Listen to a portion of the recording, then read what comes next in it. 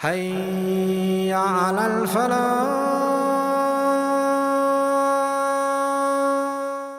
You know what else is remarkable? The two ends of the surah, both of them deal with salah. When do you recite Quran? Iqra.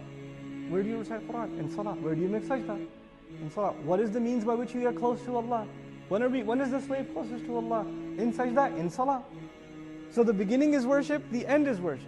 The other beautiful thing about this, how the surah is tied together, is the first part, the first commandment was to read, which is a commandment to seek knowledge, right? Reading enhances your knowledge. But the ending, usjud waqtarib, these are commandments of worship. So there are two things, right? There's seeking knowledge and there's worship. And, so there's talabul ilm and there's qira'ah. That's on the one hand. Then there's ibadah on the other.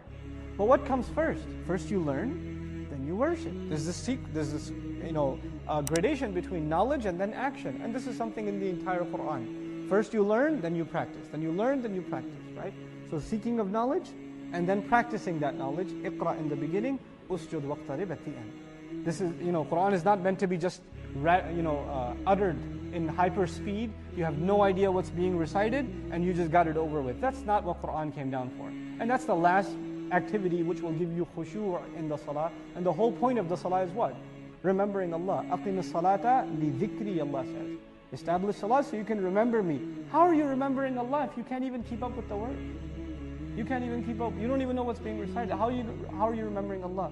So we've lost the spirit of the prayer and we're more concerned with the form of the prayer. And that's unfortunate. But that's, again, it's a side subject. Let's come to the surah itself, inshallah ta'ala, and finish as much as we possibly can. When Allah accepts tawbah, He doesn't just forgive your sins. What does He do? He takes your evil deeds and replaces them with good ones. This is the nature of tawbah. It's a very powerful act of Allah's mercy, and it's an extreme act of Allah's love. You find in the Quran, atubu, I accept tawbah. I. Tawbah is extreme mercy. I. Not we, but I. When it comes to extreme punishments in the Quran, for example, when the followers of Isa alayhi salam asked him to send a table spread from the sky. Right? They asked him for a table spread from the sky. Isa alayhi salam's first response, ittaqullah. Fear Allah, have taqwa of Allah. What are you asking for? And this is appropriate for Isa alayhi salam because he is the last of the messengers to Bani Israel and they've been asking for miracles for generations. And after seeing the most amazing things, they still don't have iman. Their hearts are still hard. So now you're still asking for a table spread, you're still asking for a miracle to see. Allah Azza wa Jal did say He's sending it down, but He sent a warning with it. And what's the warning? If anybody disbelieves after this, فَإِنِّي أُعَذِّبُهُ عَذَابًا لَا أُعَذِّبُهُ أَحَدًا مِنَ الْعَالَمِينَ. Then it is I who will torture him with a torture for sure, that I have never tortured anyone with. Very strong language, and the strength of the language becomes even tougher because of what word? I, instead of we. So there's a difference between how they're used in the Quran. But one last point that is not commonly noted, and it's very important to note, it's beautiful about the Quran. People who get confused about the use of the word we in the Quran don't read Quran carefully enough. Whenever the word nahnu occurs for subhanahu wa ta'ala in the Quran, right after or right before, either there's the word Allah or there's the word Rabb. Both what version? Singular. So it's never confusing that is it really plural or is it one? Immediately the singular form is used. For example, even in this surah, Inna anzalnahu fi laylatul qadr, right? But then, as you go forward, you'll find the word Rabb. You'll find, and we'll discover it, inshallah ta'ala. Okay?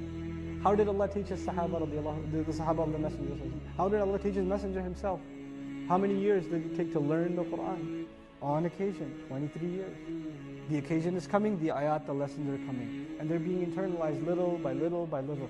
So we learn from that. Quran is a long-term study, even for ourselves. That's even part of the sunnah.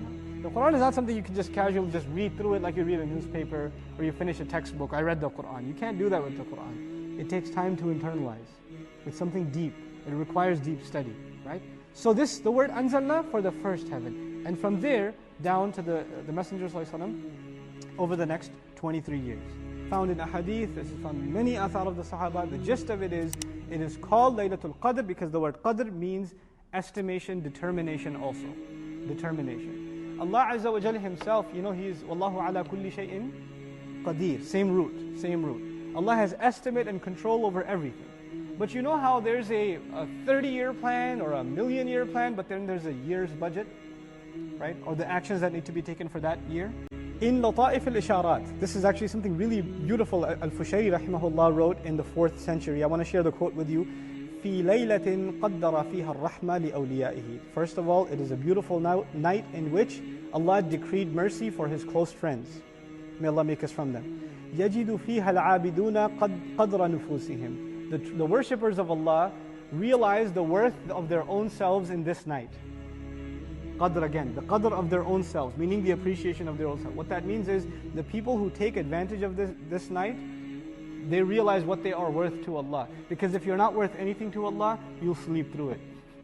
You won't take any advantage of it. Okay, so the ones who really appreciate Allah find what they are worth to Allah in this night. قَدْرَ نُفُوسِهِمْ وَيَشْهَدُ فِيهَا الْعَارِفُونَ قَدْرَ مَعْبُودِهِمْ. And those who really seek to recognize Allah, they appreciate the one that they're worshipping in this night. They really find an appreciation of Allah like no other night in this night. Allah knows everything already, but He lets His angels know of what the plan is for this year. What is Allah decreed for the people for this year? He informs the angels of that in this night. So for that year, basically the execution of Allah's plan is dedicated or is delivered to the angels in Laylatul Qadr. That's the first thing for that next year.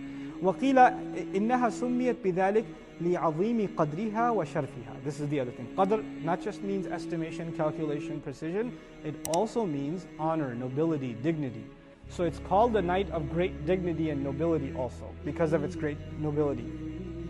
Then, كذا, and Al-Zahri calls it that too. وَقِيلَ سُمِّيَتْ بِذَلِكَ لِأَنَّ لِلطَّاعَاتِ فِيهَا قَدْرًا عَظِيمًا. This is beautiful. And it's called the night of appreciation. Qadr is also to appreciate. And it says that the Mufassirun say, it's called this night because in this night when people obey Allah, Allah really appreciates it. That this is the night of Allah appreciating the worship of and the ibadah of His slave. And obviously, so appreciated it is that He counts this one night's worship as how many? 1,000 months, right?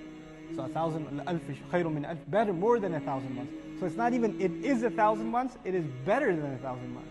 So He went even further than 1,000 months, subhanAllah. Then finally, وَقِيلَ الْخَلِيلُ سُمِّيَتْ لَيْلَةُ الْقَدْرِ لِأَنَّ الْأَرْض تَضِيقُ فِيهَا بِالْمَلَائِكَةِ. The word qadr in Arabic has one more meaning that's also used in the Quran, and that is constriction, congestion, to be stuck in something. So Allah Azza wa Jal, for example, in Surah Al-Talaq, He says, وَمَنْ قُدِرَ عَلَيْهِ رِزْقُهُ. Whoever his provision became tight on him, meaning their budget became tight, right?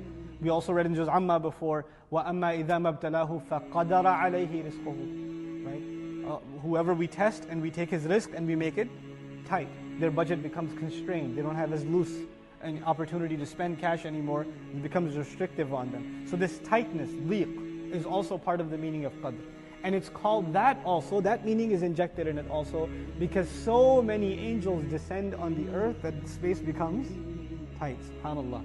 All of these meanings of the nobility of the night, the decree of the night, also qadr means power also, so the power of the night, then the tightness because of the descent of all those angels, all of these meanings are embedded in one word. Now if you take any of these, any alternatives of qadr, if you say Laylat al-Sharf, the night of nobility, then all the other meanings are gone. If you say the night of power, then all the other meanings are gone. But Allah Azza wa Jal picked the perfect word which captures all these beautiful implications all at the same time without compromising the integrity of the meaning, subhanAllah. So Al-Biqa'i rahimahullah, he says, again, just commenting again on the who, he says it is an indication that the love of the Quran and the recognition of the Quran lies in every heart. That's why it is enough to say. وَمَا أَدْرَاكَ مَا لَيْلَةُ الْقَدْرِ. Another interesting comment about مَا أَدْرَاكَ, the amazing language. If we just get to finish مَا أَدْرَاكَ, I think I'll be happy for this evening, inshallah ta'ala. First of all, ma in Arabic is used for many purposes. One of them is at-ta'ajjub, to give you a sense of awe, okay, to make you, to surprise you even. One of the, I think, to give you a sense of how this should be translated, what in the world could possibly make you realize, what in the world could possibly give you a clue what Laylatul Qadr really is, what it really is. Now it's different from saying when it is. See, all of our discussion has become what about Laylatul Qadr? When is it? But what's the question Allah is highlighting? Not when is it, but what is it? What do you realize what amazing thing this is? What you have before you? This is ma lit-ta'ajjub. This is one. With tafkhim also, to give it gravity. To you understand this is a very strong subject, very heavy thing. Assalamu alaikum wa rahmatullah. If you enjoyed this video, please do share it with friends and family. If you want to see more videos from this series, click on the box at the top. If you want to see other videos, click on the box at the bottom. And don't forget to hit the subscribe button. Thanks.